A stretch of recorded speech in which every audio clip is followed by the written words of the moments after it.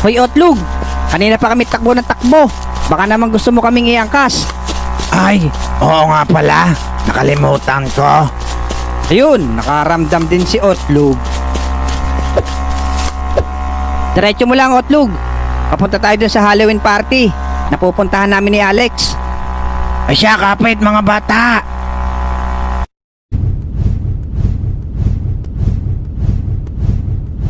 Mare, talagang tinali mo na sa puno para di makaalis ulit Oo Mare, mahirap na. Baka ako saan pa makuha.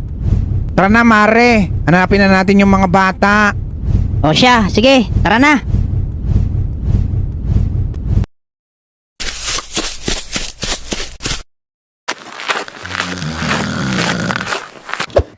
Dito na ba yon, Bogart?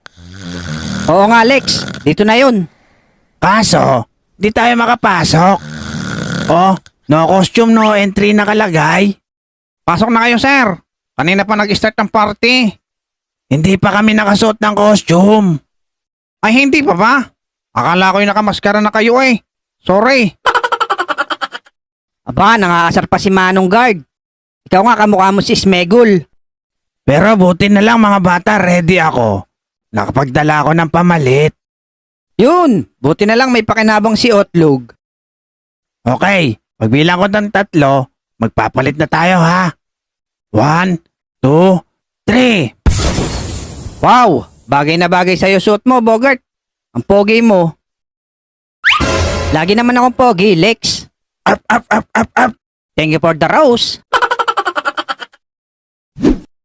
Itong outfit ko, kamusta mga bata? Nako, Otlog. Mukha kang talong na nabulok.